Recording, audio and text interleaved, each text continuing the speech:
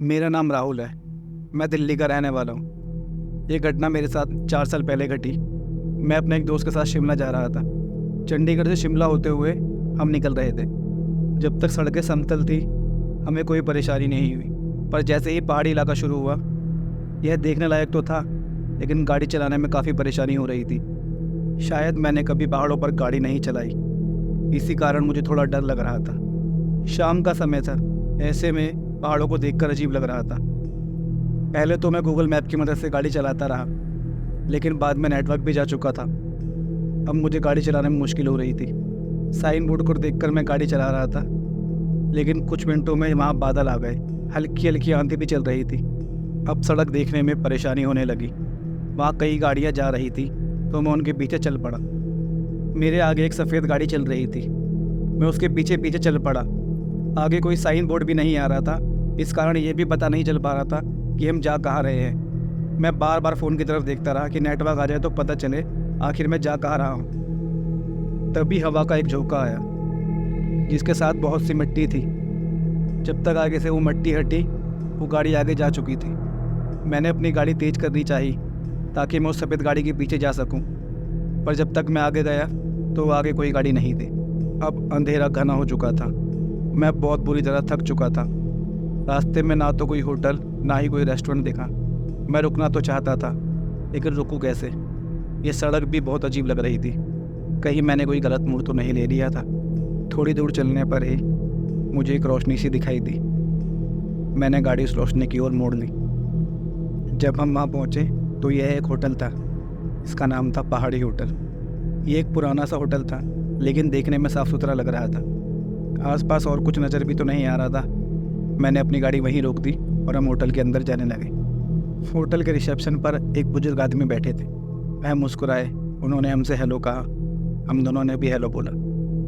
इसके बाद मैंने सबसे पहले यही पूछा, हम शिमला से कितनी दूर है? वह बुजुर्ग आदमी मुस्कुराए और बोले, बेटा शायद आप गलत रास्ते पे आ गए हैं। उन्होंने बताया, बेटा ये रास्ता हाईवे से अलग है, लेकिन आगे जाके ये रास्ता भी मेन रोड पर मिलता है, पर रास्ता थोड़ा ख़राब है। अच्छा होगा आप यहीं रुक जाएं और यहाँ से सुबह निकलें। हम उनकी बात मान लेते हैं और रात वहीं ठहरने का फ़ैसला करते हैं। यह एक 3 मंजिला इमारत थी और हमारा कमरा फर्स्ट फ्लोर पर था। यह होटल पुराना तो था, लेकिन यहाँ का बंदोबस्त ठीक ठाक था। हमारी भी मजबूरी थी, क्योंकि इसके अलावा रास्ते में दूर दूर तक और कुछ नहीं था। अब हम दोनों अपने रूम में आ जाते हैं और बेड पर लेट जाते हैं। तभी किसी के दरवाज़ा खटखटाने की आवाज़ आती है। मैंने दरवाज़ा खोला, पर बाहर कोई नहीं होता। मैंने दरवाज़ा बंद किया और अंदर आकर लेट गया। मुझे लगा शायद कोई बराबर वाले रूम में होगा। मैं सोच ही रहा था कि दोबारा किसी के दरवाज़ा खटखटाने की आवाज़ आई। मैंने बाहर जाकर देखा तो बाहर फिर कोई नहीं था, लेकिन साथ वाले कमरे में किसी के चलने की आवाज़ आई। अब मुझे पता था कि बराबर वाले कमरे से कोई शरारत कर रहा है। मुझे थोड़ा गुस्सा आया, लेकिन मैं अंदर आ गया। काफ़ी देर तक शांति रही, फिर किसी ने दरवाज़ा खटखटाया। अब मैं गुस्से में था, क्योंकि मुझे कोई परेशान कर रहा था। मैं बाहर गया और उस कमरे का दरवाज़ा खटखटाने लगा। अंदर से कोई आवाज़ नहीं आ रही थी, लेकिन ये दरवाज़ा खटखटा तो कोई रहा था। मैं जानता था वो उसी कमरे में है और मुझे परेशान कर रहा है। बहुत देर तक दरवाज़ा खटखटाने के बाद भी कोई बाहर नहीं आया। मुझे और ज़्यादा गुस्सा आने लगा। मैं नीचे रिसेप्शन पे गया और मैंने उन्हें बताया, अंकल बराबर वाले कमरे से कोई हमें परेशान कर रहा है। अंकल हंसने लगे और कह रहे, नहीं बेटा ये शायद तुम्हारा वहम है। मैंने कहा, नहीं सच में उसने मुझे तंग करा है, चलिए आप मेरे साथ। और वो बुजुर्ग मेरे साथ ऊपर आ जाते हैं। अंकल मेरे सामने कमरा खोलते हैं। मैं देखकर हैरान था। वो कमरा तो अंदर से टूटा हुआ था। वहाँ इतनी मिट्टी थी कि कोई अंदर आता तो उसके पैरों के निशान जरूर छपे होते, जैसे हमारे पैरों के निशान उस मिट्टी पर छप गए थे। मैं खुद हैरान था, ऐसा कैसे हो सकता है। मैंने खुद इस कमरे से आवाज़ आती हुई सुनी है। अब मैंने उनसे कहा, इस कमरे में नहीं तो दूसरे कमरे में से आया होगा, लेकिन वो आया तो था। अंकल मुस्कुराए और कहने लगे, बेटा ये सुनसान रास्ता है, यहाँ गलती से ही कोई आता है। पूरे होटल में तुम्हारे अलावा और कोई नहीं है। अंकल की बातें सुनकर मुझे थोड़ी हैरानी हुई। पूरे होटल में हमारे अलावा कोई नहीं है, तो फिर मुझे किसी के चलने की आवाज़ कैसे आई? हमारा दरवाज़ा किसने खटखटाया। अब अंकल हमें गुड नाइट बोलकर चले गए। मैं भी कमरे में आ गया। तभी ऋषभ मुझसे पूछता है, हमारे सिवा इस होटल में कोई नहीं है क्या? वो भी हैरान था, क्योंकि किसी के चलने की आवाज़ तो उसे भी आई थी। अब मैं सोच रहा था शायद ही हम लोगों का भ्रम हो सकता है। आवाज़ तो हम दोनों ने सुनी। थोड़ी देर बाद हमें ऐसा लगा शायद कोई हमारे दरवाजे पे खड़ा होकर बात कर रहा है, और हल्की सी मुस्कुराहट की आवाज़ भी आई। मैंने भी फुर्ती दिखाई, दरवाजे के पास पहुंचा और तुरंत दरवाज़ा खोला। वह आवाज़ 2 से 3 लोगों की थी। मैंने ध्यान से सुना था। वह कुछ तो बात कर रहे थे। ऐसा हो कैसे सकता है? जब अंकल ने बताया पूरे होटल में हमारे अलावा कोई नहीं है, तो उन लोगों की आवाज़ मुझे कैसे आई? कोई तो यहाँ मौजूद है। लेकिन दरवाज़ा जब मैंने खोला, मैं हैरान था। ये कोई भ्रम तो नहीं हो सकता। बाहर कोई तो था। ना तो वो कोई भागा, ना आसपास कहीं छुपने की जगह थी। ऐसा कैसे वो गायब हो गए? मैंने अपना दरवाज़ा बंद किया और अंदर आ गया। ऋषभ भी हैरानी से मेरी तरफ देख रहा था। मैं बेड पर बैठ गया और सोचने लगा। तभी बाहर से आवाज़ आई, जैसे किसी कार का एक्सीडेंट हो गया हो।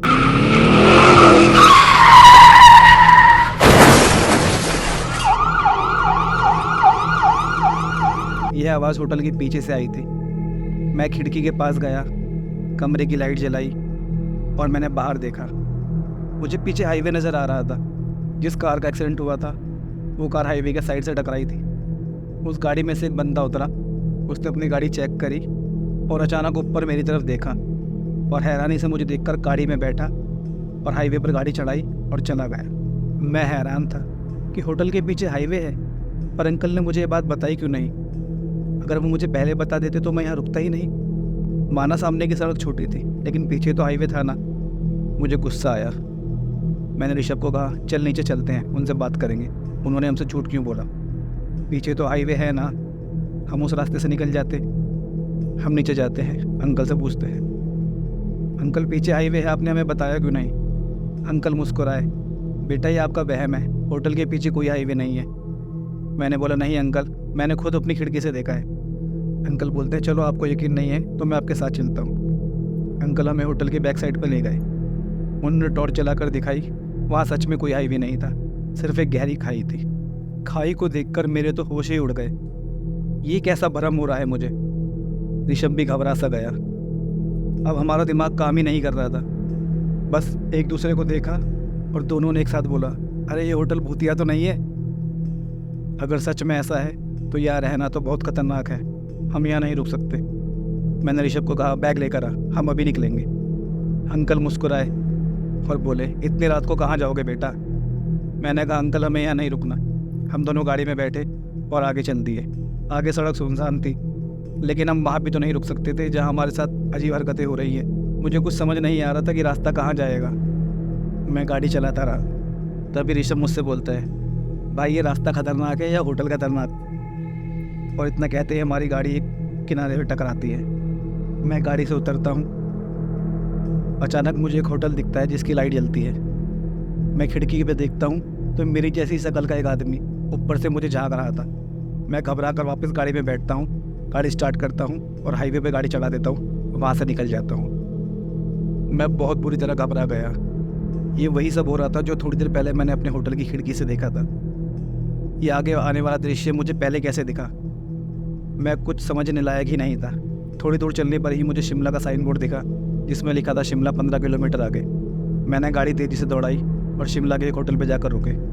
उसके बाद ये बात मैंने जिसको भी बताई, किसी ने इस बात पर यकीन ही नहीं किया।